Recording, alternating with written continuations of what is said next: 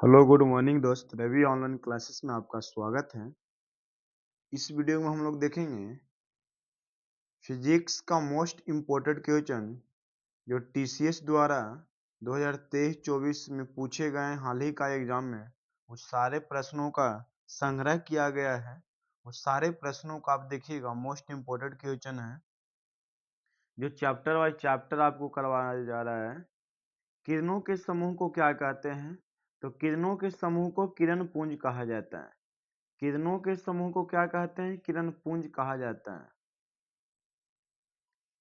एक बिंदु से निकली किरणें क्या कहलाती है? तो एक बिंदु से निकली किरणों को अपसारी किरण पुंज कहा जाता है। जब एक बिंदु से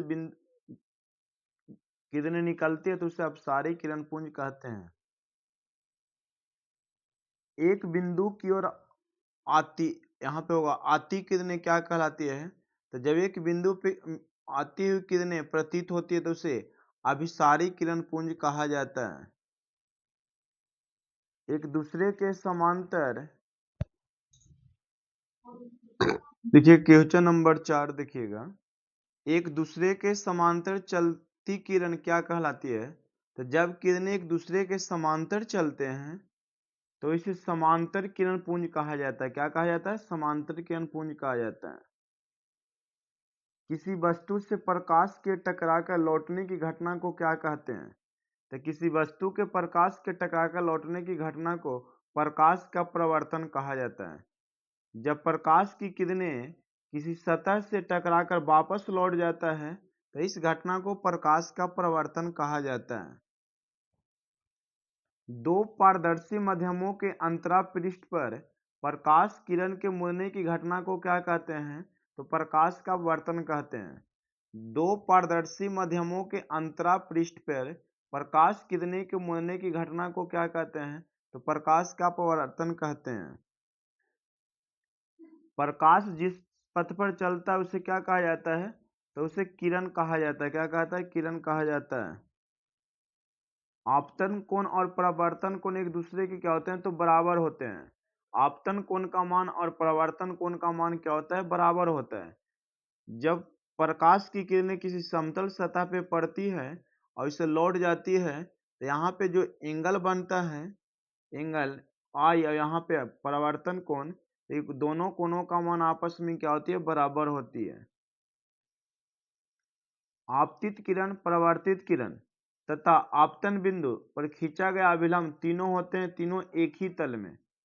यह तल है, इस पे आपतित किरण हुआ, यह परावर्तित हुआ, यह तीनों, तो ई बिंदु को कहा जाता है आपतन बिंदु। यह हुआ आपतित किरण, यह हुआ परावर्तित किरण और यह हुआ अभिलंब, तीनों एक ही तल में होते हैं।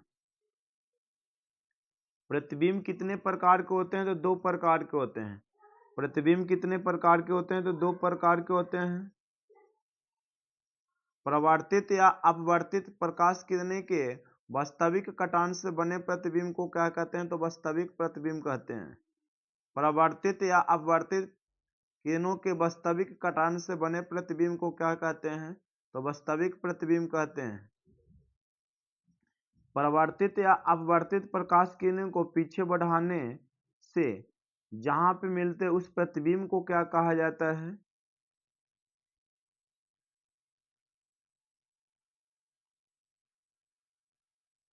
तो उस प्रतिबिंब को कहते हैं काल्पनिक प्रतिबिंब कहते हैं। वस्तु की अपेक्षा वास्तविक प्रतिबिंब तथा काल्पनिक प्रतिबिंब कैसा होता है? वस्तु की अपेक्षा वास्तविक प्रतिबिंब तथा काल्पनिक प्रतिबिंब कैसा होता है?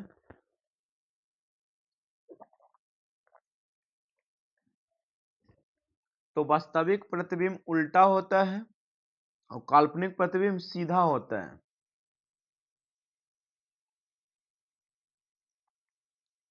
पर्दे पर किस प्रतिबिंब को पाया जा सकता है? तो वास्तविक प्रतिबिंब पर। पर्दे पर किस प्रतिबिंब को प्राप्त किया जाता है? तो वास्तविक प्रतिबिंब को। पर्दे पर किस प्रतिबिंब को नहीं पाया जा सकता है?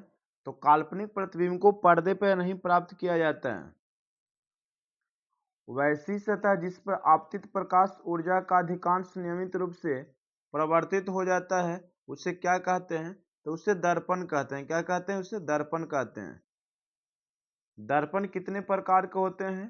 तो दर्पण दो प्रकार के होते हैं, समतल दर्पण और गोलीय दर्पण। समतल दर्पण और गोलीय दर्पण। गोलीय दर्पण दो प्रकार के होते हैं, उत्तल दर्पण और अवतल दर्पण। जिस दर्पण पर लंबवत पड़ने वाली प्रकाश की किरणें परावर्तन के बाद उसी पथ पे वापस लौट जाती है, तो समतल दर्पण पे। समतल दर्पण का उपयोग होता है तो चेहरा देखने वाले दर्पण में तथा सोलर कुकर में किस दर्पण का प्रयोग किया जाता है? तो समतल दर्पण में। समतल दर्पण का उपयोग कहाँ किया जाता है? तो चेहरा देखने वाले दर्पण में तथा सोलर कुकर में। समतल दर्पण द्वारा बना प्रतिबिंब कैसा होता है? तो समतल दर्पण द्वारा बना प्रतिबिंब सीधा, काल्पनिक, काल्पनिक को ही हम लोग आभासी के नाम से जानते हैं, तथा वस्तु के आकार के बराबर होता है। समतल दर्पण द्वारा बना प्रतिबिंब कैसा होता है? तो सीधा, काल्पनिक तथा वस्तु के आकार के बराबर होता है। गोलीय दर्पण कितने प्रकार के होते हैं? तो गोलीय दर्पण दो प्रकार के होते हैं। कौन कौन?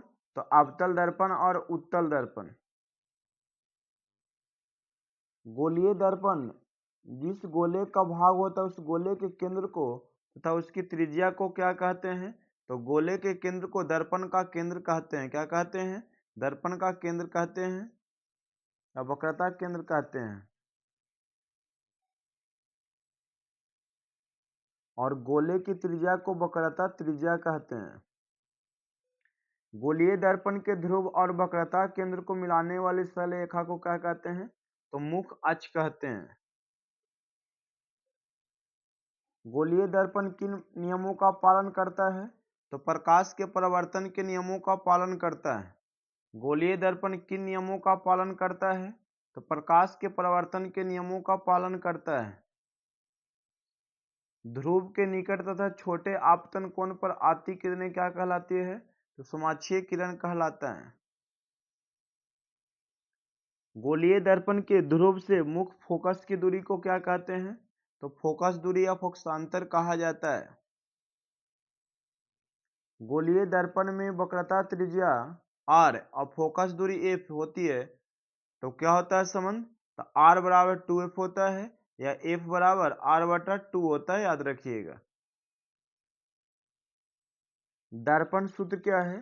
तो 1/f बराबर 1/u प्लस 1/v को क्या कहा जाता है? दर्पण सूत्र कहा जाता है, जहां v प्रतिबिंब की दूरी, u वस्तु की दूरी है और f फोकस दूरी है। अवतल दर्पण में फोकस दूरी f और वक्रता त्रिज्या का मान क्या होता है? तो ऋणात्मक होता है। अवतल दर्पण में फोकस दूरी और वक्रता त्रिज्या का मान क्या होता है? तो ऋणात्मक होता है। उत्तल दर्पण में फोकस दूरी और वक्रता त्रिज्या का मान क्या होता है? तो धनात्मक होता है। उत्तल दर्पण में फोकस दूरी और वक्रता त्रिज्या का मान क्या होता है? तो धनात्मक होता है। अवतल दर्पण द्वारा बना प्रतिबिंब कैसा होता है? तो वास्तविक तथा आभासी दोनों और उल्टा होता है। अवतल दर्पण द्वारा बना प्रतिबिंब कैसा होता है? वास्तविक तथा आभासी दोनों, मतलब वास्तविक भी होता है और काल्पनिक भी होता है और साथ में उल्टा भी होता है, याद रखिएगा। उत्तल दर्पण द्वारा वस्तु का बना प्रतिबिंब कैसा होता है? तो आभासी, मतलब काल्पनिक, सीधा तथा छोटा होता है। गोलीय दर्पण का आवर्धन का सूत्र क्या होता है? गोलीय दर्पण का आवर्धन का सूत्र क्या होता है? तो गोलीय दर्पण का आवर्धन का सूत्र होता है m बराबर h डैश बटा h या m बराबर माइनस v बटा u। h डैश क्या है? तो प्रतिबिंब का साइज या ऊंचाई कहिए, h वस्तु के साइज या ऊंचाई है। दाढ़ी बनाने, सर्चलाइट, टॉर्च, वाहनों के अग्रदीपों तथा दांत कांच की जांच में किस दर्पण का उपयोग होता है? दाढ़ी बनाने, सर्चलाइट, टॉर्च, वाहनों के अग्रदीपों तथा दांत की जांच में किस दर्पण का उपयोग करते हैं? तो अवतल दर्पण का उपयोग किया जाता है। वाहनों के पक्ष दृश्यों के रूप में किस दर्पण का उपयोग होता है? तो उत्तल दर्पण, जिसे साइड मिरर भी कहते हैं। अवतल दर्पण में अनंत पर रखी वस्तु का प्रतिबिंब कहाँ बनता है तथा वस्तु का आकार कैसा होता है? तो अवतल दर्पण में अनंत पर रखी वस्तु का प्रतिबिंब कहाँ बनता है तथा वस्तु का आकार कैसा होता है?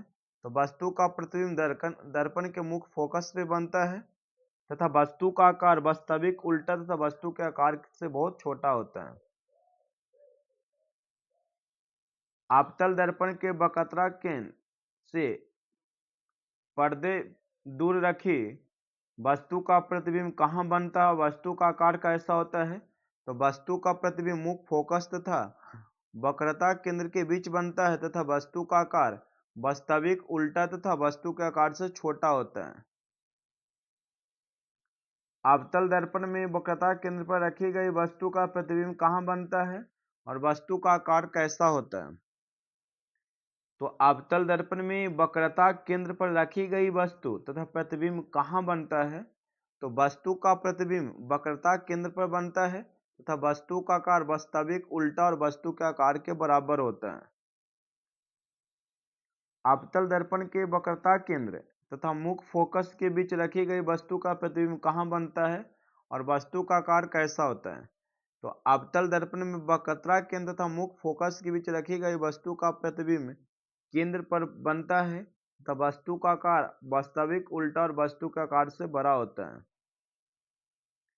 ये प्रतिबिंब वाला हम अलग से एक वीडियो बनाएंगे, उस देख लीजिएगा। अवतल दर्पण के मुख्य फोकस पर रखी गई वस्तु का प्रतिबिंब कहाँ बनता है और वस्तु का आकार कैसा होता है? तो वस्तु का प्रतिबिंब अनंत पर बनता है तथा वस्तु का आकार वास्तविक उल्टा और वस्तु के आकार से बहुत अधिक बड़ा होता है। अवतल दर्पण के ध्रुव तथा मुख्य फोकस के बीच रखी गई वस्तु का प्रतिबिंब कहाँ बनता है और वस्तु का आकार कैसा होता है? तो वस्तु का प्रतिबिंब दर्पण के पीछे बनता है तथा वस्तु का आकार आभासी, सीधा और वस्तु का आकार से बड़ा होता है। नई कार्तीय चिन्ह परिपाटी में वस्तु को कहाँ रखा जाता है? तो हमेशा दर्पण की बाईं ओर रखा जाता है। हमेशा दर्पण की बाईं ओर रखा जाता है। नई कार्तीय चिन्ह परिपाटी में मुख्य अक्ष के समांतर सभी दुनिया मापी जाती है। तो दर्पण के ध्रुव से कहां से मापी जाती है? तो दर्पण के ध्रुव से। नई कार्तीय चिन्ह परिपाटी में धनात्मक एक्स अक्ष की ओर मापी गई दूरियां तथा ऋणात्मक एक्स अक्ष की ओर मापी गई दूरियां कैसी होती है? तो धनात्मक एक्स अक्ष की ओर मापी गई दूरियां धनात्मक होती है। क्या होती है? धनात्मक होती है। और ऋणात्मक एक्स अक्ष की ओर मापी गई दूरियां ऋणात्मक होती है। उत्तल दर्पण में यदि वस्तु ध्रुव तथा अनंत के बीच रखी गई हो तो वस्तु का प्रतिबिंब कहाँ बनता है? तो उत्तल दर्पण में यदि वस्तु ध्रुव तथा अनंत के बीच रखी गई हो तो ध्रुव और फोकस के बीच में बनेगा। ध्रुव और फोकस के बीच में बनेगा। उत्तल दर्पण में यदि वस्तु अनंत पर रखी गई हो तो वस्तु का प्रतिबिंब कहाँ बनेगा? उत्तल दर्पण में यदि वस्तु अनंत पर रखी गई हो तो वस्तु का प्रतिबिंब कहाँ बनेगा? तो वस्तु का प्रतिबिंब दर्पण के मुख्य फोकस पर बनता है। किसी पारदर्शी माध्यम में प्रकाश किरण गमन करती है तो सीधी रेखा में। किस पारदर्शी माध्यम में प्रकाश किरणें गमन करती है? तो सीधी रेखा में। निर्वात में प्रकाश की चाल होती है तो 3 × 10⁸ मीटर पर सेकेंड। निर्वात में प्रकाश की चाल कितनी होती है? तो 3 × 10⁸ मीटर पर सेकेंड।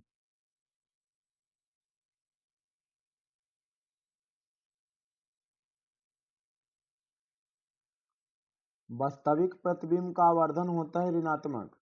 वास्तविक प्रतिबिंब का आवर्धन क्या होता है? तो ऋणात्मक होता है। आभासी और सीधा प्रतिबिंब का आवर्धन होता है धनात्मक। आभासी और सीधा प्रतिबिंब का आवर्धन होता है धनात्मक। दंत विशेषज्ञ मरीजों के दांतों को बड़ा प्रतिबिंब देखने के लिए किस दर्पण का उपयोग करता है? तो अवतल दर्पण का। दंत विशेषज्ञ मरीजों के दांतों को बड़ा प्रतिबिंब देखने के लिए किस दर्पण का उपयोग करता है? तो अवतल दर्पण का।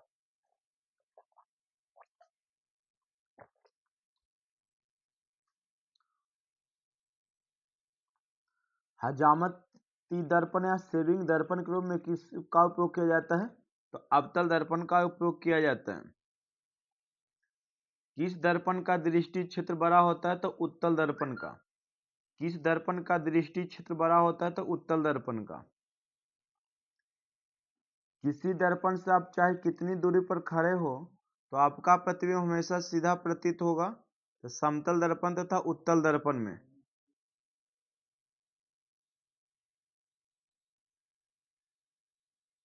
समतल दर्पण में प्रतिबिंब का आवर्धन कितना होता है? तो +1 होता है। समतल दर्पण में प्रतिबिंब का आवर्धन कितना होता है? तो +1 होता है। एक दर्पण की फोकस दूरी 30 सेंटीमीटर है। यह अवतल दर्पण है या उत्तल दर्पण? तो यहाँ देखिए फोकस दूरी का मान धनात्मक है इसलिए उत्तल दर्पण होगा। अवतल ऋणात्मक रहता तो अवतल होता।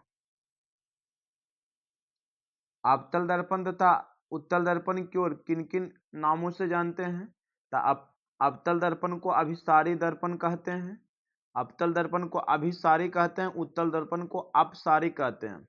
यहीं पे लेंस रहता है, अवतल लेंस रहेगा तो अपसारी हो जाएगा, अवतल लेंस रहेगा तो अपसारी हो जाएगा, उत्तल लेंस रहेगा तो अभिसारी हो जाएगा। याद रखिएगा फिर से, अवतल दर्पण रहेगा तो अभिसारी, लेंस रहेगा तो अपसारी, उत्तल दर्पण दर्पण रहेगा तो अभिसारी और लेंस रहेगा तो अभिसारी। याद रखिएगा। किसी वस्तु का अवतल दर्पण द्वारा बना प्रतिबिंब आभासी, सीधा तथा वस्तु से बड़ा पाया गया तो वस्तु की स्थिति कहाँ होनी चाहिए? तो दर्पण के ध्रुव तथा मुख्य फोकस के बीच होना चाहिए। गोलीय दर्पण में फोकसांतर और वक्रता त्रिज्या के बीच संबंध होता है तो F बराबर R/2 होता है। गोलीय दर्पण में फोकसांतर और वक्रता त्रिज्या के बीच संबंध होता है तो F बराबर R/2। किसी दर्पण द्वारा उत्पन्न आवर्धन m बराबर -2 हो तो वह कौन सा दर्पण होगा? तो अवतल दर्पण होगा। ऋणात्मक आएगा तो अवतल दर्पण और प्लस आएगा मतलब धनात्मक तो उत्तल दर्पण। किसी दर्पण द्वारा उत्पन्न आवर्धन क्षमता 1/2 हो तो वह कौन सा दर्पण होगा? तो उत्तल दर्पण होगा। सौर भट्टियों में सूर्य के प्रकाश को केंद्रित करने के लिए किस बड़े दर्पण का उपयोग किया जाता है? तो अवतल दर्पण का। सौर भट्टियों में सूर्य के प्रकाश को केंद्रित करने के लिए किस बड़े दर्पण का उपयोग किया जाता है? तो अवतल दर्पण का उपयोग किया जाता है क्योंकि सभी किरणें आके यहाँ पे मिलते हुए प्रतीत होता है इसलिए अवतल दर्पण का प्रयोग किया जाता है। समतल दर्पण पर अभिलंब से रूप में से समतल दर्पण पर अभिलंब रूप से आपतित प्रकाश किरणें के लिए परावर्तन कोण का मान कितना होता है? तो 0 अर्थात 0 डिग्री कह सकते हैं। क्वेश्चन नंबर 64 देखिएगा। किसी दर्पण से वस्तु का बड़ा प्रतिबिंब बनता है तो अवतल दर्पण में। किस दर्पण से वस्तु का बड़ा प्रतिबिंब बनता है? तो अवतल दर्पण से। यदि गोलीय दर्पण की वक्रता त्रिज्या 20 सेंटीमीटर हो तो उसकी फोकस दूरी क्या होगी? तो फोकस दूरी आधा हो जाएगा क्योंकि F बराबर क्या होता है? R/2। यदि गोलीय दर्पण की फोकस दूरी 20 सेंटीमीटर तो उसकी वक्रता त्रिज्या क्या हो जाएगी? तो दुगनी। किस दर्पण में केवल काल्पनिक प्रतिबिंब बनता है? तो उत्तल दर्पण में। किस दर्पण में केवल काल्पनिक प्रतिबिंब बनता है? तो केवल उत्तल दर्पण में। प्रकाश की किरणें गमन करती है सीधी रेखा में। प्रकाश की किरणें गमन करती है सीधी रेखा में। सर्च लाइट का परावर्तक सतह होता है अवतल। सर्च लाइट का परावर्तक सतह क्या होता है? तो अवतल। सौर कुकर के लिए कौन सा दर्पण उपयुक्त होता है? तो अवतल दर्पण। सौर कुकर के लिए कौन सा दर्पण उपयुक्त होता है? तो अवतल दर्पण।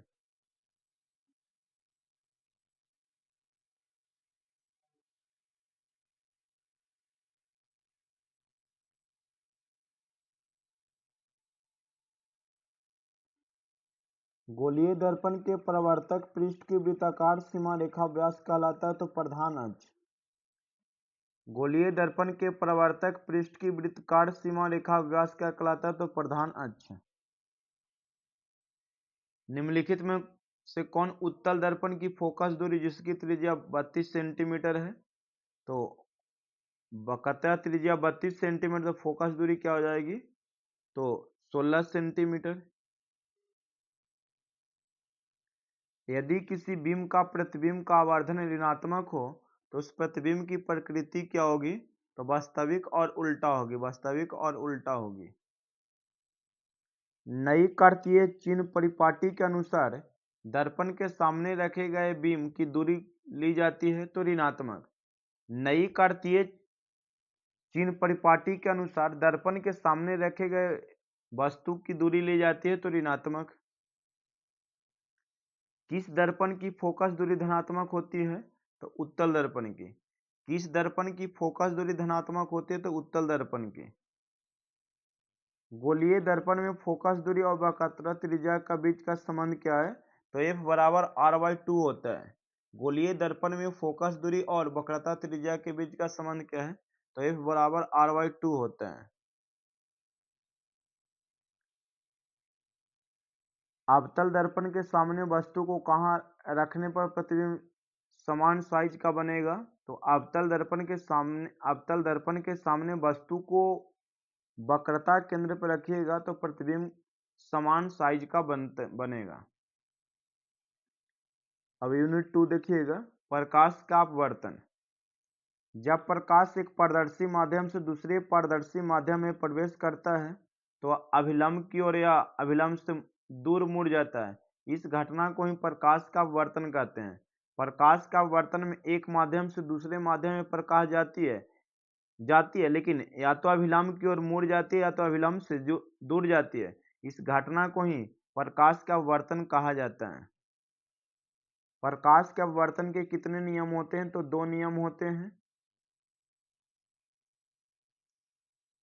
किन्हीं दो माध्यमों और प्रकाश के किसी निश्चित वर्ण के लिए आपतन कोण की जया तथा अपवर्तन कोण की जया का एक अनुपात एक नियतांक होता है।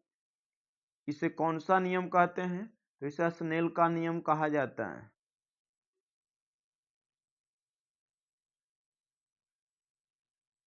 जब अशून्य आपतन कोण पर आपतित प्रकाश की किरणें विरल माध्यम से संघन माध्यम में जाती है तो वह कहाँ मुड़ जाती है तो अभिलंब की ओर मुड़ जाती है। देखिए, अगर यह विरल है और विरल से संगम में जाएगी तो वह झुक जाएगा। क्या हो जाएगा, वह झुक जाएगा और उसका वेग का मान भी क्या हो जाएगा, कम जाएगा। ये याद रखिएगा, जब विरल से संगम में आएगा तो अभिलंब की ओर झुक जाएगा और उसका वेग क्या हो जाएगा, कम जाएगा।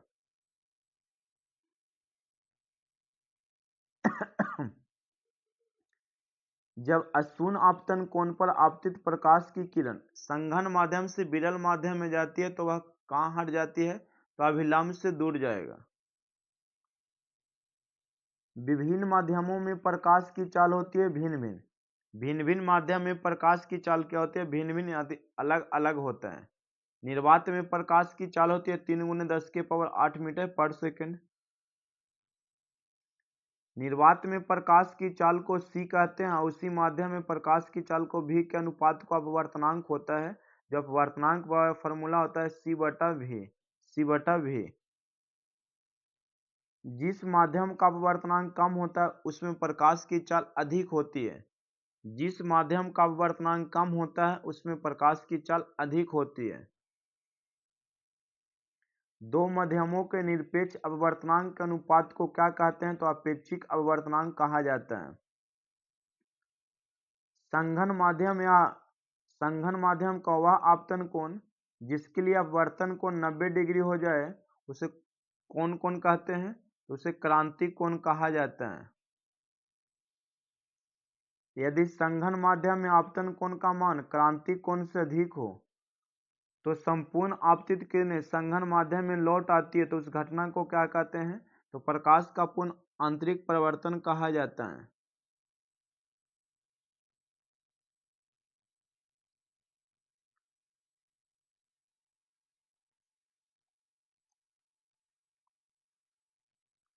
आपतित किरण तथा निर्गत किरण के बीच के लंबवत दूरी को क्या कहते हैं? तो पार्श्विक विस्थापन कहा जाता है। आपतित किरण तथा निर्गत किरण के बीच के लंबवत दूरी को क्या कहते हैं? तो पार्श्विक विस्थापन कहते हैं। जब कोई पारदर्शी पदार्थों को पृष्ठों से घिरा हुआ एक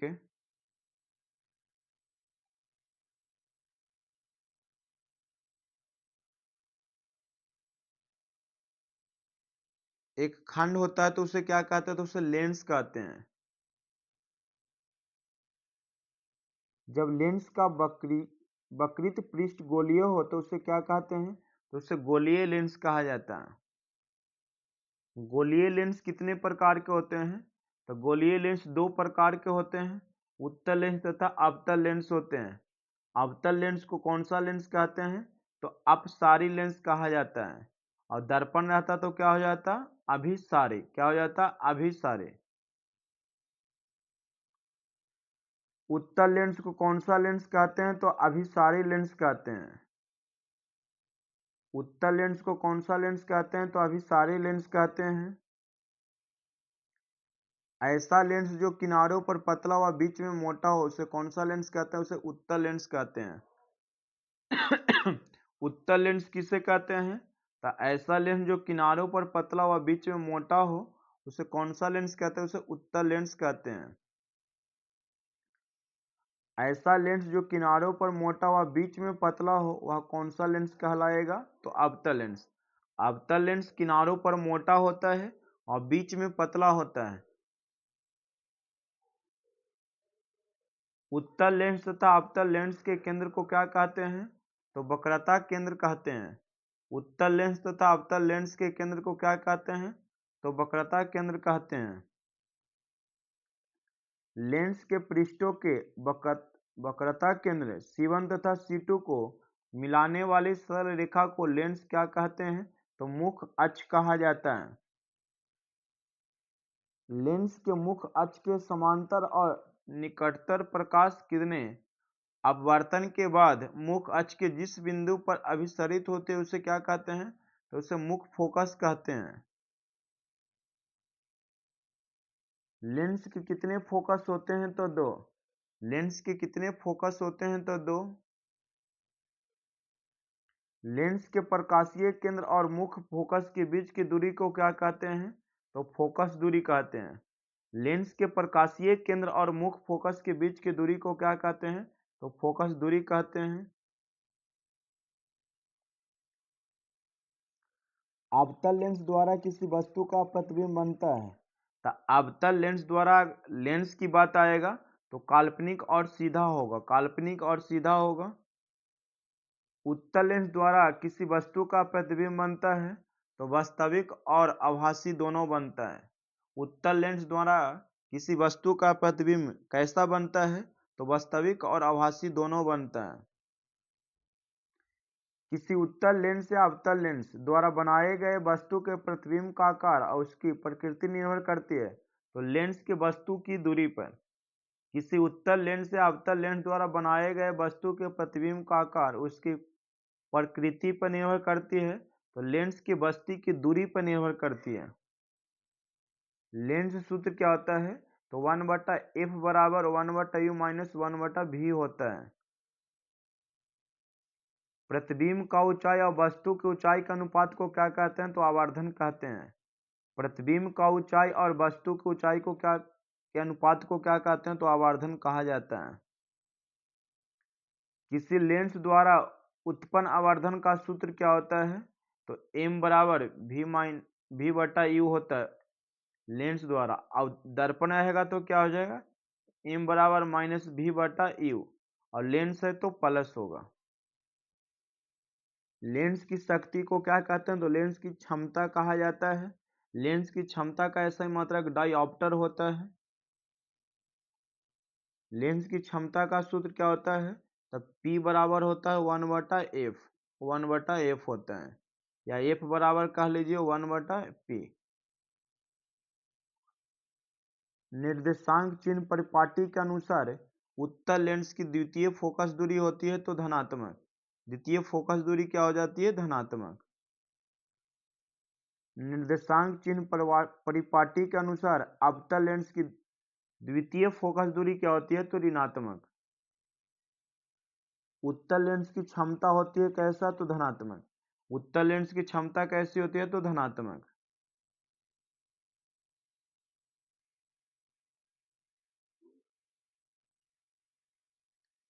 अवतल लेंस की क्षमता होती है कैसा? तो ऋणात्मक। अवतल लेंस की क्षमता होती है ऋणात्मक। पतले लेंस के बीच क्या होता है? तो प्रकाशिक केंद्र होता है। पतले लेंस के बीच क्या होता है? तो प्रकाशिक केंद्र होता है। लेंस की क्षमता व्यक्त की जाती है फोकस दूरी के व्युत्क्रम द्वारा। लेंस की क्षमता व्यक्त की जाती है फोकस दूरी के व्युत्क्रम द्वारा। प्रकाश की चाल सबसे अधिक होती है निर्वात में। प्रकाश की चाल सबसे अधिक कहाँ होती है? तो निर्वात में। निम्न में कौन सा पदार्थ लेंस बनाने के लिए प्रयुक्त नहीं किया जाता है? तो मिट्टी हो जाएगा उत्तर, जो ऑप्शन में बी में है। किसी माध्यम का अपवर्तनांक म्यू का मान होता है? तो म्यू बराबर होता है साइन आई बटा साइन आर। अवतल लेंस में आवर्धन होता है एम बराबर वी बटा यू। एक उत्तल लेंस की फोकस दूरी 20 सेंटीमीटर, तो लेंस का क्षमता क्या होगा? तो यहाँ पे 5 डायोप्टर हो जाएगा। क्या हो जाएगा? 5 डायोप्टर। किसी लेंस की क्षमता -2 डायोप्टर है तो वह कौन सा लेंस होगा? तो अवतल लेंस होगा। किसी बीम मतलब वस्तु का वास्तविक तथा समान आकार का प्रतिबिंब प्राप्त करने के लिए बीम को उत्तल लेंस के सामने कहाँ रखेंगे? तो फोकस दूरी के दुगुनी पर रखेंगे। यदि वस्तु उत्तल लेंस के फोकस तथा फोकस दूरी के दुगुनी दूरी के बीच स्थित हो तो प्राप्त प्रतिबिंब कैसा होगा? तो वास्तविक, उल्टा तथा आवर्धित होंगे। किसी शब्दकोश में दिए गए छोटे अक्षरों को पढ़ते समय आप कौन सा लेंस पसंद करेंगे? तो 5 सेंटीमीटर फोकस दूरी का उत्तल लेंस पसंद करते हैं। गोलीय लेंस की वृत्ताकार रूप में रेखा का प्रभावी व्यास क्या कहलाता है? तो द्वारक कहलाता है। किसी पारदर्शी माध्यम का अपवर्तनांक बराबर क्या होता है? तो साइन आई बटा साइन आर होता है। स्नेल का नियम क्या है? तो साइन आई बटा साइन आर को स्नेल का नियम कहा जाता है। पतले लेंस की आवर्धन क्षमता क्या होती है? तो कम होती है। पतले लेंस की आवर्धन क्षमता क्या होती है? कम होती है। मोटे लेंस की आवर्धन क्षमता क्या होती है? तो अधिक होती है। जिस लेंस का मध्य तल उभरा हुआ हो उसे कौन सा लेंस कहते हैं? तो उसे उत्तल लेंस कहते हैं। जिस लेंस का मध्य तल उभरा हुआ हो उसे कौन सा लेंस कहते हैं? तो उसे उत्तल लेंस कहते हैं। और जिस लेंस का मध्य तल धंसा अंदर की ओर धंसा हुआ हो तो उसे कौन सा लेंस कहेंगे? तो अवतल लेंस कहेंगे। नेत्र किस प्रकार का लेंस है? तो उत्तल लेंस है। किसी पारदर्शी माध्यम में रखे आयताकार कांच की सिल्ली से होकर गुजरने वाली प्रकाश किरणें क्या उत्पन्न करती है? तो पार्श्व विस्थापन उत्पन्न करती है। समान फोकस दूरी के अवतल लेंस और उत्तल लेंस को संपर्क में रखा जाए तो संयुक्त लेंस कार्य किसकी तरह करेगा? तो कांच की झिल्ली की तरह। कांच की झिल्ली की तरह। उत्तल लेंस के प्रकाशिक केंद्र और मुख्य फोकस के बीच रखे बिंब के प्रतिबिंब की प्रकृति कैसी होती है? तो काल्पनिक तथा सीधा होता है।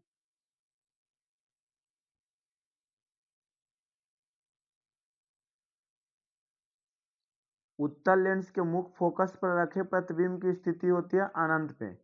उत्तल लेंस के मुख्य फोकस पर रखे प्रतिबिंब की स्थिति होती है अनंत पे। अवतल लेंस के मुख्य फोकस पर रखे बीम के प्रतिबिंब की स्थिति कैसी होती है? तो प्रकाशिक केंद्र और फोकस के बीच।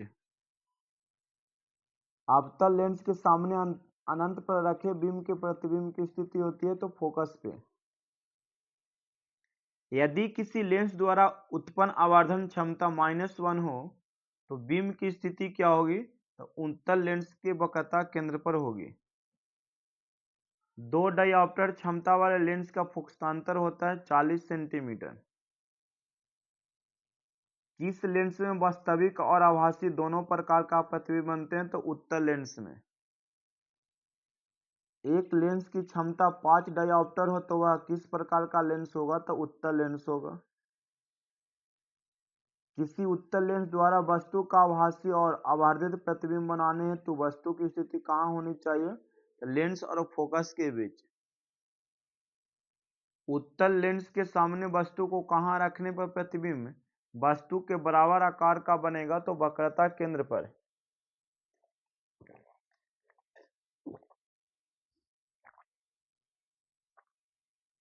जल का अपवर्तनांक कितना होता है, तो 1.33। हीरा का अपवर्तनांक कितना होता है, 2.42। लेंस में कितनी फोकस होती है, तो 2, f1 तथा f2।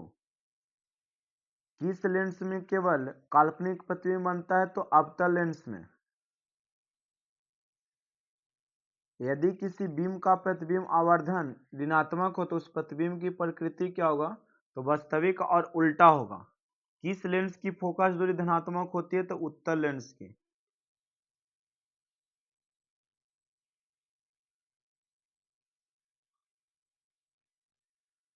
देखिएगा उसी वीडियो का ये नेक्स्ट पार्ट है, मानव नेत्र तथा रंग बिरंगा संसार।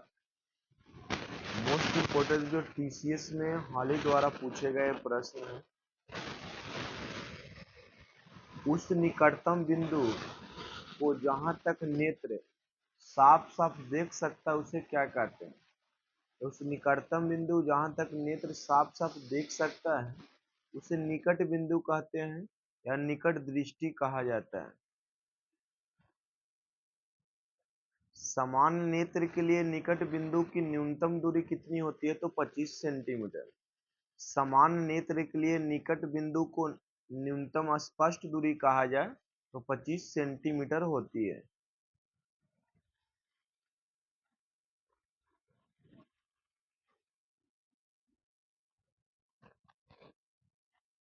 उस दूरस्थ बिंदु को जहां तक नेत्र साफ साफ देख सकता है उसे क्या कहते हैं, उसे दूर बिंदु कहते हैं। उस दूरस्थ बिंदु को जहां तक नेत्र साफ साफ देख सकता है उसे क्या कहते हैं, उसे दूर बिंदु कहते हैं।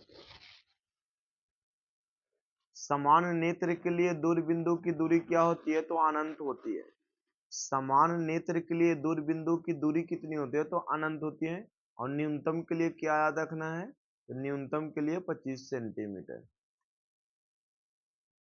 पुतली के साइज को कौन नियंत्रित करता है, तो पुतली के साइज को नियंत्रित आइरिस करता है, इसे परितारिका कहा जाता है। पुतली के साइज को कौन नियंत्रित करता है, तो परितारिका करता है, जिसे आइरिस कहा जाता है। किसके द्वारा नेत्र लेंस अपने स्थान पर स्थित और नियंत्रित होता है। किसके द्वारा नेत्र लेंस अपने स्थान पर स्थित और नियंत्रित होता है, तो सिलियरी मांसपेशिया द्वारा, याद रखिएगा।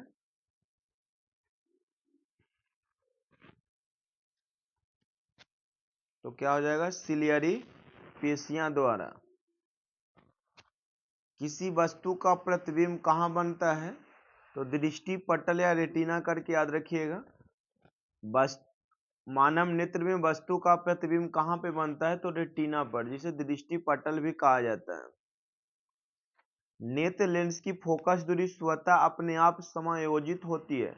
नेत्र लेंस की इस गुण को क्या कहते हैं, नेत्र लेंस की फोकस दूरी स्वतः समायोजित होती है। नेत्र लेंस की इस गुण को क्या कहा जाता है, तो समंजन क्षमता कहा जाता है। रेटिना पर स्पष्ट प्रतिबिंब बनाने की क्षमता में कमी को क्या कहते हैं, तो दृष्टि पटल कहा जाए, दृष्टि दोष कहा जाता है। रेटिना पर स्पष्ट प्रतिबिंब बनाने की क्षमता में कमी, मतलब रेटिना पे जो स्पष्ट प्रतिबिंब नहीं बनता है तो इसे क्या कहा जाता है, तो दृष्टि दोष कहा जाता है। दृष्टि दोष कितने प्रकार के होते हैं, तो दृष्टि दोष 3 प्रकार के होते हैं, निकट दृष्टि दोष, दूर दृष्टि दोष तथा जरा जरा दूरदर्शिता दोष के नाम से जाना जाता है। इस तीनों दृष्टि दोष के अतिरिक्त एक अन्य दृष्टि दोष होता है, उसे जिसे कहते हैं अबिंदुकता कहा जाता है। इस प्रकार दृष्टि दोष 4 प्रकार के हो जाते हैं। नेत्र जब दूर की वस्तुओं को स्पष्ट रूप से नहीं देख पाता है, जब आपका नेत्र दूर की वस्तुओं का स्पष्ट रूप से नहीं देख पाता है और निकट की वस्तु का स्पष्ट रूप से देख पाता है, तो उस दोष को कहा जाता है निकट दृष्टि दोष। निकट दृष्टि दोष में निकट की वस्तु स्पष्ट रूप से दिखाई देता है और दूर की वस्तु स्पष्ट रूप से दिखाई नहीं देता है। निकट दृष्टि होने का कारण क्या है? तो निकट दृष्टि दोष होने का कारण है नेत्र गोलक का लंबा हो जाना, नेत्र गोलक का लंबा हो जाना और नेत्र लेंस की फोकस दूरी का घट जाना। निकट दृष्टि दोष में नेत्र गोलक लंबा हो जाता है और नेत्र लेंस की फोकस दूरी क्या होता है? घट जाता है। निकट दृष्टि दोष को दूर करने के लिए कौन से लेंस का उपयोग किया जाता है? तो अवतल लेंस का उपयोग किया जाता है। कौन सा लेंस का प्रयोग किया जाता है? अवतल लेंस का। नेत्र जब नजदीक की वस्तुओं को स्पष्ट रूप से नहीं देख पाता है तो उसे कौन सा दृष्टि दोष होता है? तो नजदीक की वस्तुओं को नहीं देखता है और दूर की वस्तु को देख पाता है तो उसे दूर दृष्टि दोष कहा जाता है। दूर दृष्टि दोष का कारण क्या है? तो नेत्र गोलक का छोटा हो जाना। नेत्र गोलक का छोटा हो गया तो दूर दृष्टि दोष हो जाता है। और नेत्र लेंस की फोकस दूरी का बढ़ जाना किस दोष की पहचान है? तो दूर दृष्टि दोष का। दूर दृष्टि दोष को दूर करने के लिए कौन से लेंस का उपयोग किया जाता है? तो उत्तल लेंस का। दूर दृष्टि को दूर करने के लिए कौन से लेंस का उपयोग किया जाता है? तो उत्तल लेंस का। याद रखिएगा। देखिए, दूर अगर बोलेगा तो 2 अक्षर में 3 अक्षर का और निकट बोलेगा तो 4 अक्षर का अवतल का उपयोग किया जाएगा। नेत्र लेंस कड़ा हो जाने के कारण इनकी समंजन क्षमता में कमी आ जाती है तो उसे क्या कहा जाता है? तो जरा दूरदर्शिता कहा जाता है। जरा दूरदर्शिता के उपचार के लिए कौन से लेंस का उपयोग किया जाता है? तो द्विफोकल लेंस या बाइफोकल लेंस का उपयोग करते हैं। अबिंदुकता के उपचार के लिए कौन से लेंस का उपयोग किया जाता है? तो बेलनाकार लेंस का उपयोग किया जाता है। तारे क्यों टिमटिमाते हैं? तो वायुमंडलीय अपवर्तन के कारण। वायुमंडलीय अपवर्तन के कारण तारे क्या होते हैं? टिमटिमाते हैं। श्वेत प्रकाश कितने रंगों के मिश्रण से बना होता है? तो 7 रंगों के। श्वेत प्रकाश में कितने रंग होते हैं? तो 7 रंग होते हैं। याद रखिएगा, बिग विओर करके या बैजिना पिनाला करके याद रखिएगा। कांच में किस रंग का अपवर्तनांक सबसे अधिक होता है? तो बैगनी रंग का अपवर्तनांक कम होता है और जिसका अपवर्तनांक सबसे अधिक होता है उसका तरंगदैर्घ्य सबसे कम होता है। श्वेत प्रकाश के अपने घटक रंगों में विभक्त होने की घटना को क्या कहते हैं? तो प्रकाश का वर्ण विक्षेपण कहा जाता है। जब श्वेत प्रकाश विभिन्न रंगों में विभक्त हो जाती है तो इस घटना को प्रकाश का वर्ण विक्षेपण कहा जाता है। श्वेत प्रकाश उसके घटक रंगों में कौन विभाजित करता है? तो प्रिज्म। श्वेत प्रकाश के उसके घटक रंगों में कौन विभाजित करता है? तो उसे प्रिज्म। श्वेत प्रकाश के अवयवी कणों के समूह को क्या कहते हैं? तो स्पेक्ट्रम कहते हैं। श्वेत प्रकाश के अवयवी कणों के समूह को क्या कहते हैं? तो स्पेक्ट्रम कहते हैं। प्रिज्म में किस रंग का विचलन सबसे कम होता है? तो लाल रंग का। प्रिज्म में किस रंग का विचलन सबसे कम होता है? तो विचलन सबसे कम होता है लाल रंग का, क्योंकि लाल रंग का तरंगदैर्घ्य सबसे ज्यादा होता है। जिसका तरंगदैर्घ्य ज्यादा होगा उसका विचलन कम होगा और उसका अपवर्तनांक भी क्या होगा? कम होगा।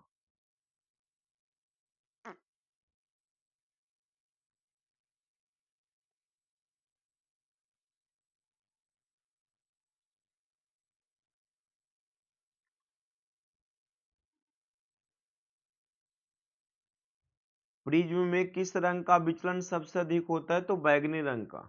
और बैगनी रंग का तरंगदैर्घ्य क्या होता है? सबसे कम होता है। किसी तरंग द्वारा एक आवर्त काल में तय की गई दूरी को क्या कहते हैं? तो तरंगदैर्घ्य कहते हैं।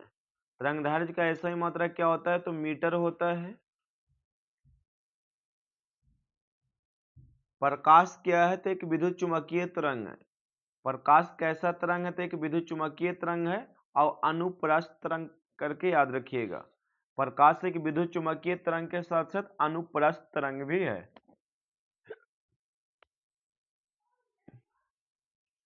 किस रंग के प्रकाश का तरंगदैर्घ्य सबसे अधिक तथा सबसे कम होता है? तो लाल रंग का अधिक होता है तथा बैगनी रंग का सबसे कम होता है। एक प्राकृतिक स्पेक्ट्रम का नाम बताएं तो इंद्रधनुष होगा। एक प्राकृतिक स्पेक्ट्रम का नाम बताएं तो क्या होगा? इंद्रधनुष। जब प्रकाश किसी सूक्ष्म कणों पर पड़ने के बाद अलग अलग दिशाओं में फैल जाती है तो उसे क्या कहते हैं? तो प्रकाश का प्रकीर्णन कहते हैं। जब प्रकाश किसी सूक्ष्म कणों पर पड़ने के बाद अलग अलग दिशाओं में फैल जाती है तो उसे प्रकाश का प्रकीर्णन कहा जाता है।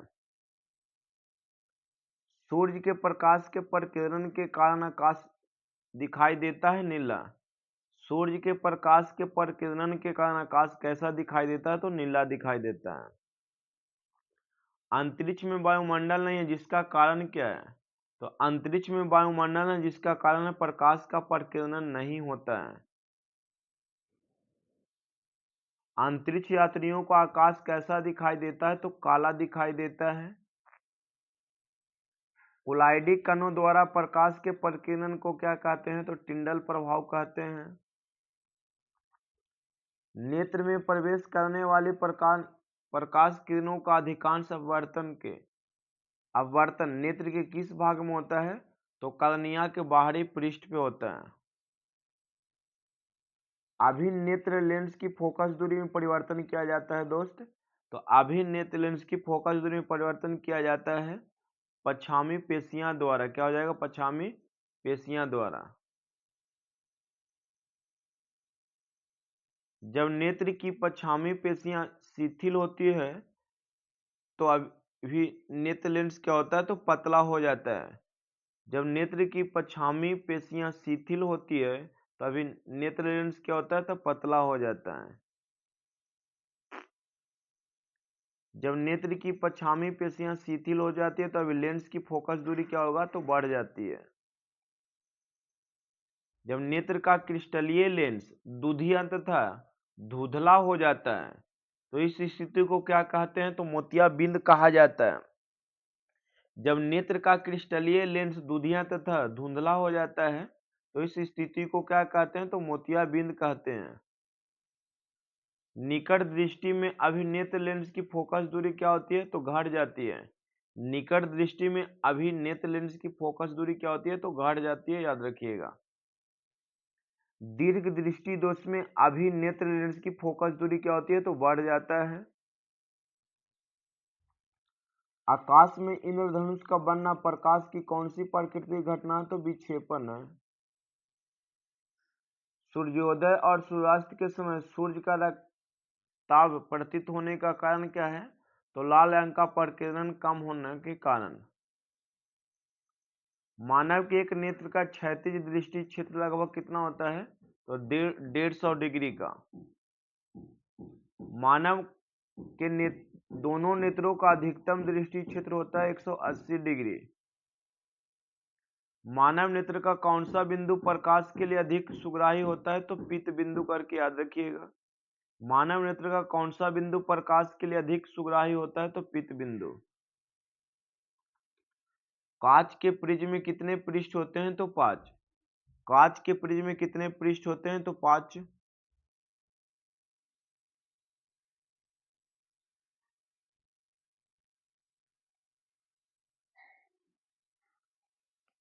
प्रिज्म के दो पसर फलकों के बीच के कोण को क्या कहते हैं? तो प्रिज्म कोण कहते हैं। किसी प्रिज्म के आपतित किरण और निर्गत किरण के बीच बनने वाले कोण को क्या कहते हैं? तो किसी प्रिज्म में आपतित किरण और निर्गत किरण के बीच बनने वाले कोण को विचलन कोण कहा जाता है। अधिक तीव्रता वाले प्रकाश जब नेत्र पे पड़ती है तो पुतली की साइज हो जाती है छोटी। कम तीव्रता वाले प्रकाश जब नेत्र पे पड़ती है तो पुतली की साइज हो जाती है बड़ी। जरा दृष्टि दोष में उपयोग की जाने वाली बाइफोकल लेंस के ऊपरी भाग में कौन सा लेंस होता है? तो अवतल लेंस होता है। जरा दृष्टि दोष में उपयोग की जाने वाले जो बाइफोकल लेंस होता है उसके ऊपरी भाग में कौन सा लेंस होता है? तो अवतल लेंस होता है। निकट दृष्टि दोष वाले व्यक्ति के नेत्र में किसी वस्तु का प्रतिबिंब कहाँ बनता है? तो रेटिना के आगे बनता है। दूर दृष्टि दोष वाले व्यक्ति के नेत्र में किसी वस्तु का प्रतिबिंब कहाँ बनता है? तो रेटिना के पीछे बनता है। अंतिम पंक्ति में बैठे किसी विद्यार्थी को श्यामपट्ट पढ़ने में कठिनाई होती है। यह विद्यार्थी किस दृष्टि दोष से पीड़ित है? तो उसे दूर की वस्तु दिखाई नहीं दे रहा है, तो निकट दृष्टि दोष से पीड़ित है।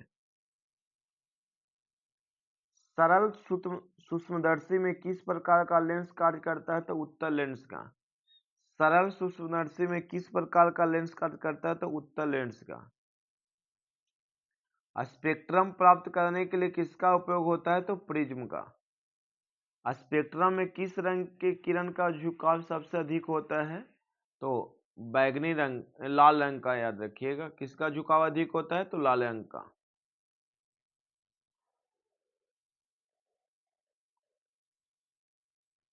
मानव नेत्र में किस प्रकार का लेंस पाया जाता है? तो उत्तल लेंस का। स्पष्ट देखने के लिए न्यूनतम दूरी क्या होती है? तो 25 सेंटीमीटर। जब सूर्य का प्रकाश वायुमंडल से गुजरता है तो वायु के सूक्ष्म कण किस रंग के प्रकाश को अधिक प्रबलता से प्रकीर्णित करता है? तो नीला रंग का। किस रंग का? तो नीला रंग का। किस प्रकाश के रंग का अपवर्तनांक अधिक होता है? किस प्रकाश के रंग का अपवर्तनांक अधिक होता है? तो लाल रंग का। निम्न में कौन सा अंग स्वेदीग्राही नहीं होता है? तो दिमाग। किसी कोलाइडी विलयन में निलंबित कणों में प्रकाश के प्रकीर्णन को क्या कहा जाता है? तो टिंडल प्रभाव कहा जाता है। क्या कहा जाता है? टिंडल प्रभाव। एक एंगस्ट्रॉन का मांग कितना होता है? तो 10 के पावर माइनस 10 मीटर। 1 एंगस्ट्रॉन बराबर कितना होता है? तो 10 के पावर माइनस 10 मीटर। सेंटीमीटर में पूछेगा तो 10 के पावर 8 सेंटीमीटर करके याद रखिएगा। स्लाइड को सर्वप्रथम कंपाउंड माइक्रोस्कोप से देखा जाता है तो 10x गुना पर, मतलब 10x पर देखा जाता है। टिंडल प्रभाव की कौन सी परिघटना को प्रदर्शित करती है? तो प्रकाश का प्रकीर्णन। देखिएगा, यह उस वीडियो का पार्ट 4 होगा जो इलेक्ट्रिसिटी है। मोस्ट एकदम क्वेश्चन टीसीएस हाल ही में पूछे गए क्वेश्चन है इसमें भी। विद्युत आवेश कितने प्रकार के होते हैं? तो विद्युत आवेश 2 प्रकार के होते हैं, धन आवेश और ऋण आवेश। समान आवेश एक दूसरे को क्या करते हैं? तो देखिए, जब समान आवेश रहते हैं तो एक दूसरे को प्रतिकर्षित करते हैं, मतलब भागते हैं। जैसे प्लस और प्लस रहेंगे भागेंगे, माइनस और माइनस रहेंगे क्या होंगे? भागेंगे।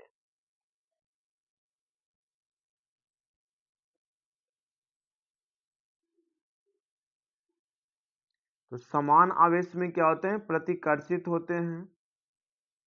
असमान आवेश एक दूसरे को आकर्षित करते हैं। असमान आवेश एक दूसरे को आकर्षित करते हैं। आवेश की उत्पत्ति का मुख्य कारण क्या है? तो इलेक्ट्रॉनों का स्थानांतरण होना। आवेश की उत्पत्ति का मुख्य कारण क्या? इलेक्ट्रॉनों का स्थानांतरण होना। आवेश का ऐसा ही मात्रा क्या होता है? तो कूलम होता है। आवेश का ऐसा ही मात्रक क्या होता है, तो कूलम होता है। एक इलेक्ट्रॉन पर कितना ऋण आवेश होता है, तो 1.6 × 10⁻⁻19 कूलम होता है। चालक से होने वाले आवेश के प्रवाह की दर को क्या कहते हैं, तो विद्युत धारा कहते हैं। मतलब आवेशों के प्रवाह को क्या कहा जाता है, तो विद्युत धारा कहा जाता है। विद्युत धारा का ऐसा ही मात्रा क्या होता है, तो एम्पियर होता है। विद्युत धारा को किस में मापा जाता है, तो ए मीटर से मापा जाता है। विद्युत धारा को किससे मापा जाता है, तो ए मीटर से मापा जाता है। विद्युत धारा कौन सी राशि है, तो अदिश राशि है। विद्युत धारा कौन सी राशि है, तो एक अदिश राशि है। जब किसी चालक से 1 सेकंड में 1 कूलम आवेश प्रवाहित होती है, तो उस चालक से प्रवाहित धारा क्या कहलाता है, तो 1 एम्पियर कहलाता है। 1 एम्पियर का मान कितना होता है, तो 1 एम्पियर का मान 1 कूलम बटा 1 सेकंड होता है। जब चालक से प्रवाहित होने वाली धारा का मान बहुत ही कम होता है, तो ऐसे स्थिति में धारा को व्यक्त करते हैं मिली एम्पियर में या माइक्रो एम्पियर में व्यक्त की जाती है। या तो मिली एम्पियर में व्यक्त करते हैं या तो माइक्रो एम्पियर में व्यक्त करते हैं। माइक्रो का संकेत है, मिली का संकेत है। जब चालक से प्रवाहित होने वाली धारा का मान बहुत अधिक होता है, तो ऐसे स्थिति में धारा को व्यक्त करते हैं किलो एम्पियर या मेगा एम्पियर में। किलो एम्पियर में या तो मेगा एम्पियर में व्यक्त किया जाता है।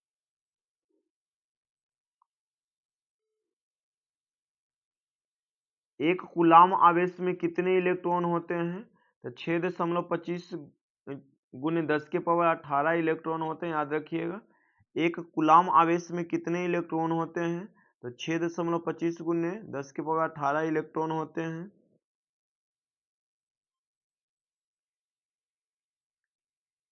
इकाई धनावेश को अनंत से विद्युतीय क्षेत्र के किसी एक बिंदु तक लाने में किए गए कार्य की मात्रा को क्या कहते हैं, तो विद्युत विभव कहते हैं। विद्युत विभव का ऐसा ही मात्रा क्या होता है, तो वोल्ट होता है। विद्युत विभव कौन सी राशि है, तो अदिश राशि है। पृथ्वी पर विभव का मान क्या होता है, तो शून्य होता है। पृथ्वी पर विभव का मान क्या होता है, तो शून्य होता है।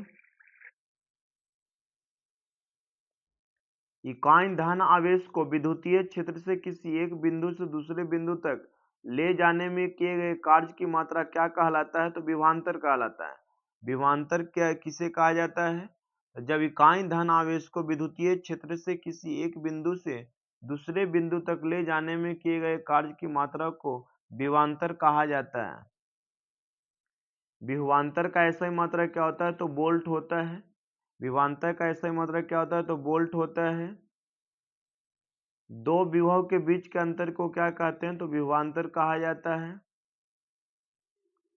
यदि एक कूलम आवेश को एक बिंदु से दूसरे बिंदु तक ले जाने में किया गया कार्य 1 जूल हो, तो उन दो बिंदुओं के बीच के विभवांतर को कहते हैं 1 वोल्ट। 1 वोल्ट का मान कितना होता है, तो 1 जूल प्रति कूलम होता है। ऐसी व्यवस्था जिसमें लगातार विद्युत धारा प्रवाहित हो, तो उसे क्या कहा जाता है, तो उसे विद्युत परिपथ कहते हैं। विद्युत परिपथ में प्रवाहित होने वाली विद्युत धारा को किस यंत्र से मापा जाता है, तो आम मीटर से मापा जाता है।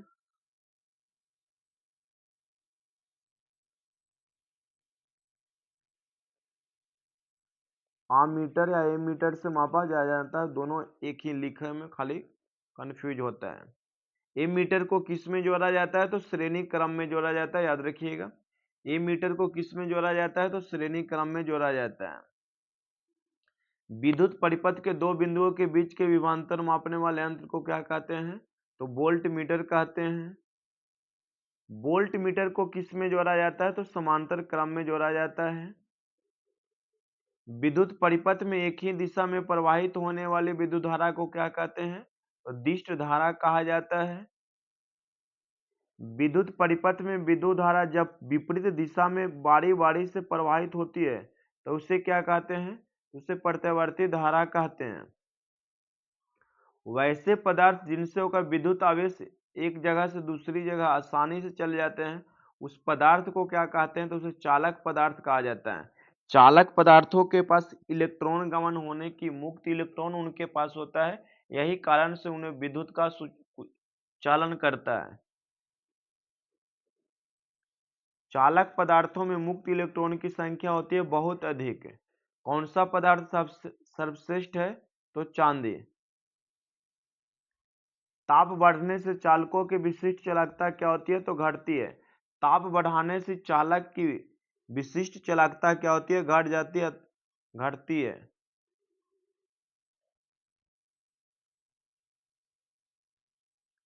वैसे पदार्थ जिनसे होकर विद्युत आवेश प्रवाहित नहीं हो उसे क्या कहते हैं, तो उसे अचालक पदार्थ कहा जाता है।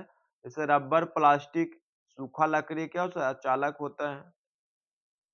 वैसे पदार्थ जिनसे विशिष्ट चालकता चालक पदार्थों और अचालक पदार्थों के विशिष्ट चालकताओं के बीच होते उसे कहते हैं अर्धचालक। मतलब चालक और अर्धचालक के बीच अचालक के बीच जो गुण पाए जाते हैं उसे अर्धचालक कहते हैं। अर्धचालक में क्या आते हैं, सिलिकॉन, जर्मेनियम, आर्सेनिक सब अर्धचालक हैं। सोना, चांदी, तांबा, लोहा इत्यादि किसके उदाहरण होंगे, तो चालक पदार्थ के उदाहरण होंगे।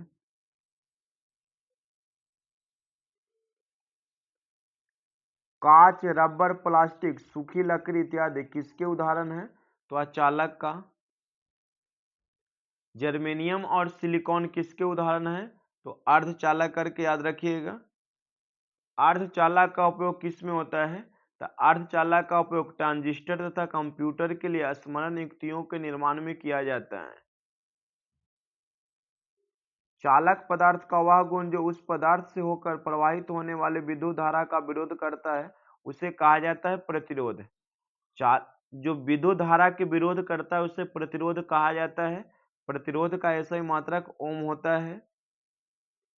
प्रतिरोध का ऐसा ही मात्रक क्या होता है, तो ओम होता है। किसी चालक के दोनों सिरों पर 1 वोल्ट विभवांतर आरोपित करके उसे 1 एम्पीयर की धारा प्रवाहित की जाती है तो उसे कहते हैं 1 ओम। क्या कहते हैं, 1 ओम। 1 ओम का मान कितना होता है, तो 1 ओम बराबर होता है 1 वोल्ट बटा 1 एम्पीयर। चालक की लंबाई बढ़ने पर प्रतिरोध क्या होता है, बढ़ता है। चालक की लंबाई बढ़ने पर प्रतिरोध क्या होता है, बढ़ता है। चालक पदार्थ का प्रतिरोध उस पदार्थ की लंबाई का सीधा समानुपाती होता है, अर्थात R समानुपाती क्या होता है, L। लंबाई बढ़ेगा तो प्रतिरोध क्या होगा, बढ़ेगा। चालक पदार्थ का प्रतिरोध उसके अनुप्रस्थ परिच्छेद क्षेत्रफल का व्युत्क्रमानुपाती होता है, R व्युत्क्रमानुपाती A। चालक पदार्थ की इकाई अनुप्रस्थ परिच्छेद वाली इकाई लंबाई के खंड का प्रतिरोध कहलाता है। तो विशिष्ट प्रतिरोध मतलब प्रतिरोधकता कहलाता है। प्रतिरोधकता को रो से सूचित किया जाता है। विशिष्ट प्रतिरोध के प्रतिलोम को क्या कहते हैं, तो विशिष्ट चालकता कहते हैं। विशिष्ट चालकता का ऐसा ही मात्रा क्या होता है, तो प्रति ओम मीटर होता है, या ओम इनवर्स कह सकते, ओम मीटर इनवर्स। ओम का संकेत है, मीटर इनवर्स होगा। प्रति इकाई ताप वृद्धि से चालक पदार्थ के प्रतिरोध में होने वाले आंशिक वृद्धि को क्या कहते हैं, तो प्रतिरोध ताप गुणांक कहा जाता है।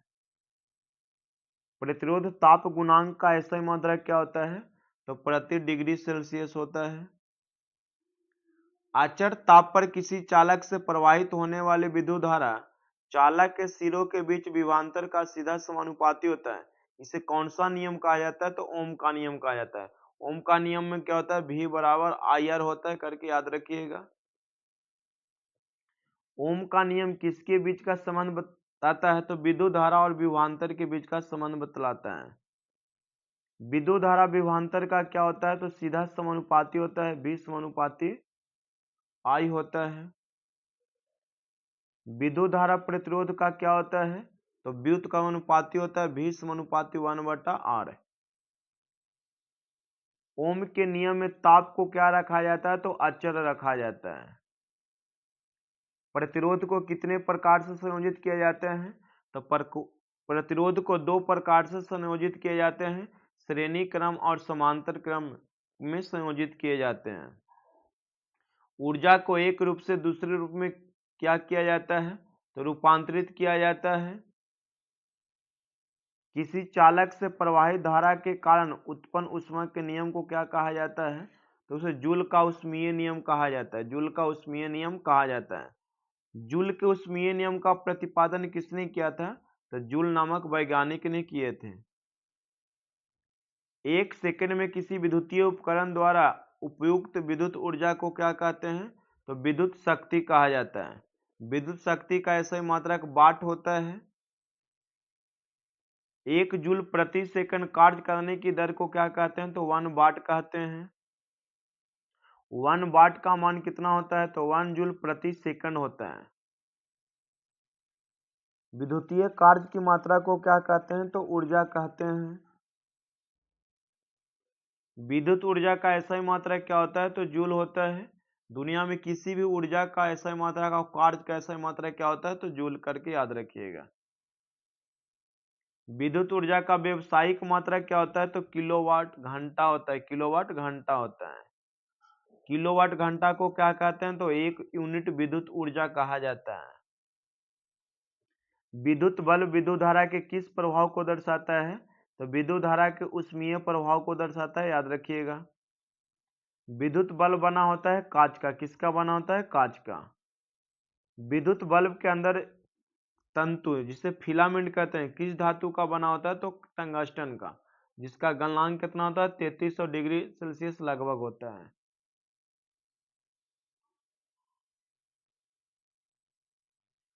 टंगस्टन धातु का गलनांक कितना होता है? तो 3000 डिग्री सेल्सियस से अधिक। विद्युत बल्ब के अंदर कौन सी गैस भरी जाती है? तो निष्क्रिय गैस भरी जाती है। विद्युत हीटर के वक्राकार खांचे में किस धातु की तार लगी होती है? अर्थात विद्युत हीटर में किसकी तार लगी होती है? तो नाइक्रोम करके याद रखिएगा।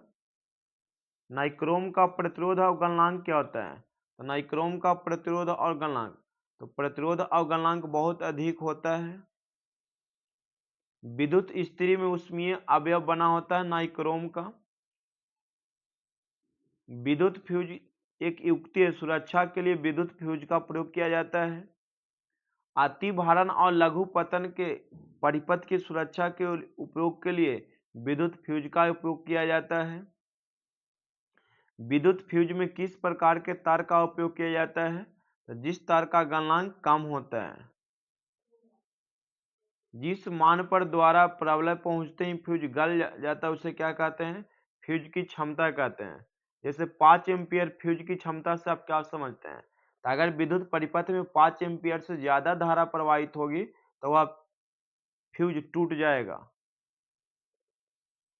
जब किसी परिपथ में अधिक मात्रा में धारा खींचने लगते तो उसे क्या कहते हैं? तो अतिभारण कहते हैं, ओवरलोडिंग कहा जाता है। जब जीवित तार मतलब गर्म तार और उदासीन तार आपस में संपर्क में आ जाते हैं तो ऐसे स्थिति में परिपथ का प्रतिरोध बहुत ही कम हो जाता है, जिसके कारण अधिक मात्रा में धारा प्रवाहित होती है। तो इस घटना को लघु पतन या शॉर्ट सर्किट के नाम से जाना जाता है। विद्युत उपकरणों का प्रयोग करते समय किसका उपयोग आवश्यक करना चाहिए? तो भूत तार का उपयोग करना चाहिए। विद्युत फ्यूज किस मिश्र धातु से बना होता है? तो तांबा और टीन का बना होता है, करके याद रखिएगा। मानव शरीर का प्रतिरोध कितना होता है? तो लगभग 30,000 ओम। पृथ्वी का विभव माना जाता है शून्य। पृथ्वी का विभव क्या होता है? शून्य। एक अश्व शक्ति कितने वाट के बराबर होता है? तो 746 वाट के बराबर होता है। जब किसी चालक तार से विद्युत धारा प्रवाहित होती है तो गतिशील कण क्या होता है? तो जब किसी चालक तार से विद्युत धारा प्रवाहित होती है तो गतिशील कण इलेक्ट्रॉन होते हैं। एक माइक्रो एम्पियर विद्युत धारा निम्नलिखित में से कौन सा होगा? 10 के पावर -6 एम्पियर। विद्युत परिपथ की शक्ति क्या होता है, तो P बराबर होता है V² बटा R करके याद रखिएगा। किलोवाट घंटा मात्रक है किसका, तो विद्युत ऊर्जा का। किलोवाट घंटा बराबर होता है 1000 यूनिट। घरों में विद्युत परिपथ समूहित रहता है समांतर क्रम में। ओम के नियम का सूत्र क्या है, V बराबर IR। क्या होता है, V बराबर IR। एक कूलाम विद्युत आवेश कितने प्रोटॉनों से बनता है, तो 1.6 × 10⁻19 प्रोटॉन से। किसी चालक के छोरों के सिरों के बीच विभवांतर क्या होता है,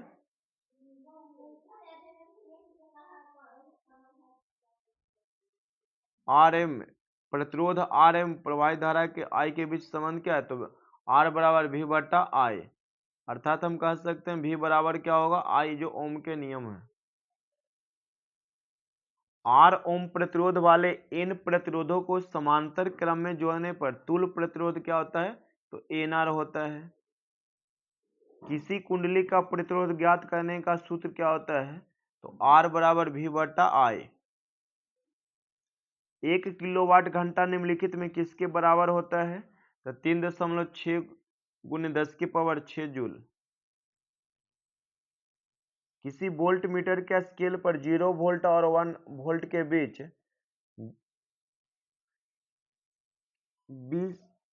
20 विभाजन चिन्ह है, तो उस वोल्ट मीटर का अल्प मापन क्या होगा, तो 0.05 वोल्ट। अब यहाँ से न्यूमेरिकल अगले पार्ट में सॉल्व किए रहेंगे दोस्त।